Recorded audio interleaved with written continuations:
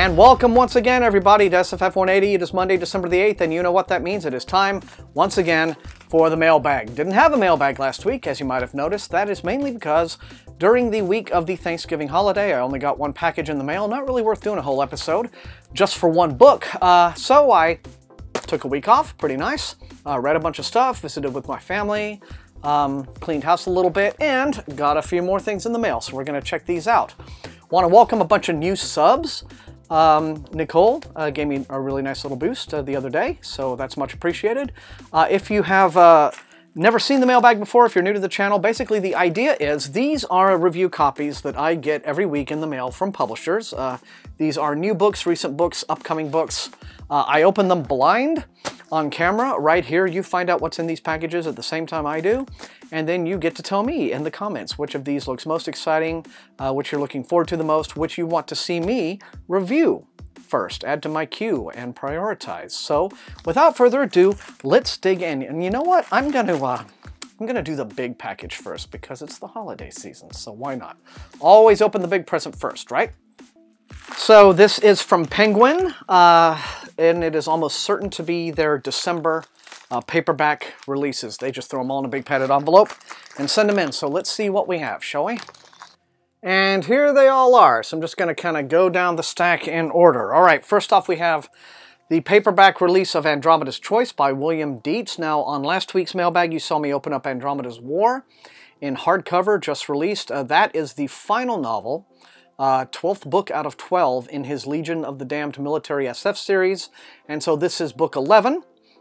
Came out, you know, I guess last year in hardcover and now in mass market paperback Andromeda's Choice. So that is a December Ace release.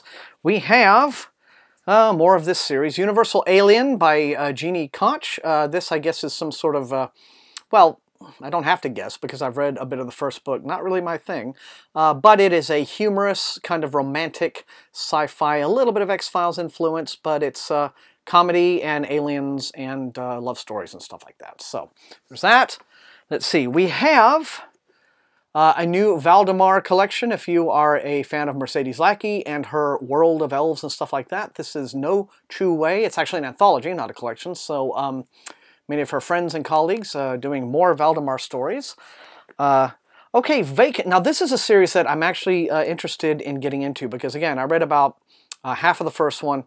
Some time back, my reading schedule was derailed with, you know, mainly due to work obligations and things like that.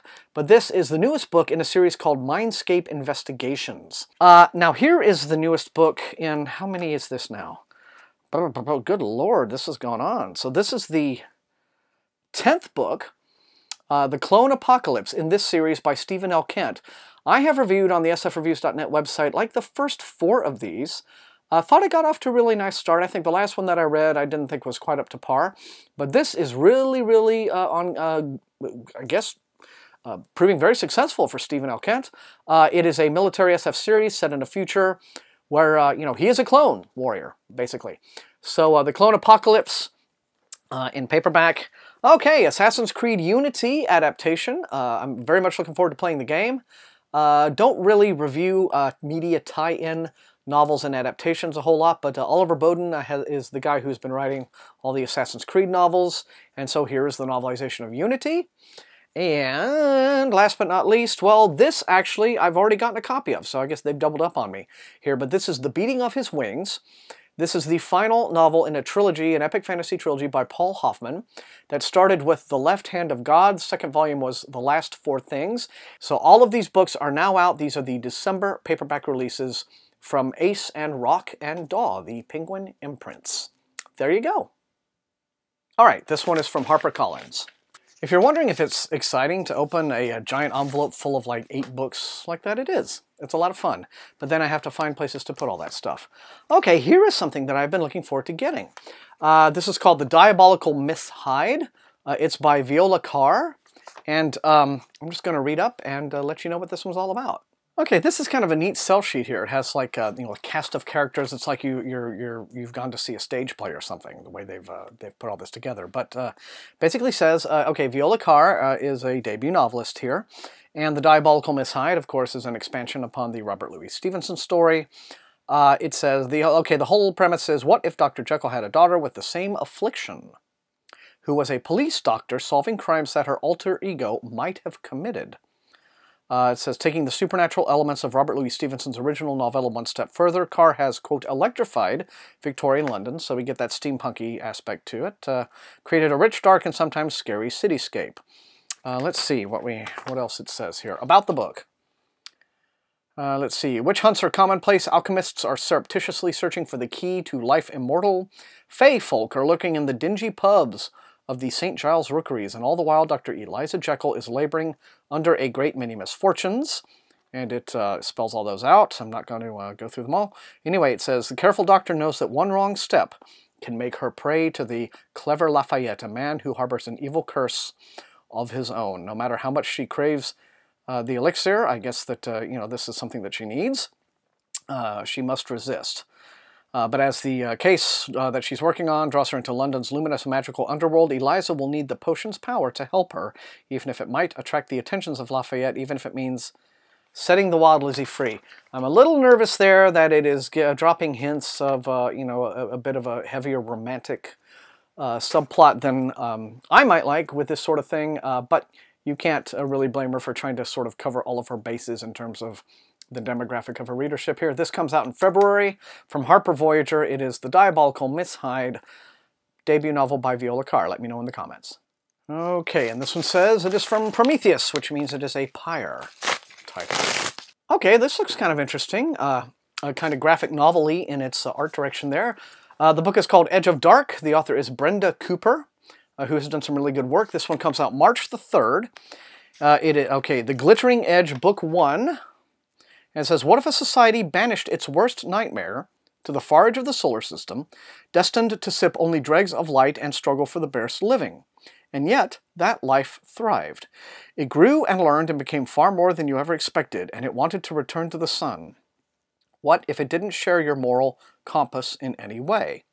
Well, the Glittering Duology, so I guess it'll be 2 books, describes the clash of forces when an advanced society that has filled a solar system with flesh and blood life meets the near AIs that it banished long ago. This is a story of love for the wild and natural life on a planet. There we go, awkward sentence. This is a story of love for the wild and natural life on a colony planet. Derp, okay. Complex adventure set in powerful space stations and the desire to live completely, whether you are made of flesh and bone or silicon and carbon fiber. Ranger Charlie Windar and his adopted wild predator, these are the characters, explore their home on a planet that has been raped and restored more than once. Bad choice of words there, publicist. Meet Nona Hall, child of power and privilege from the greatest station in the system, the Diamond Deep. Okay, so this is sort of continuing on from a previous series that she has written, because I recognize this universe, but I guess you probably don't have to read those books to get this one. Meet Nona's best friend, a young woman named Crystal, who awakens in a robotic body, etc., etc., etc. All right, so I guess you have posthumans and AIs, and but it's science fiction all the same. Edge of Dark by Brenda Cooper, March the 3rd. And finally, a Random House title. Okay, hooray, happy to see this. It is Half the World by Joe Abercrombie. It's a sequel to Half a King, which I did not get into my review queue, as I should have done when it first came in. So now, another one of these where I read them both at once, and I'm gonna do it. So, hooray, Half the World, happy to have it, and a good book to end the mailbag on. Yeah, very unusual for me to sort of let a new Joe Abercrombie book sit around. I mean, I read The Heroes and Red Country like long before they came out in ARC form, but these I've just kind of allowed to get caught up in the giant mount to be read over there. So nothing for it but to get caught up. Anyway, thank you for joining me. That is all we have on the mailbag this week. You know the drill. Light up the comments. Let me know which of these looks most interesting and exciting to you. Welcome again to all the new subs. If you enjoyed watching, please leave a like, share this video far and wide with all of your SFF reading friends on social media, and above all, please subscribe. That is how this channel grows. I don't know how realistic it is to get the channel to 1,000 subs by the end of the year, but maybe with a bunch of you out there sharing and plugging and getting the word out, we can probably do it. We can probably close that gap. So thanks for joining me, and until I see you next time, happy reading.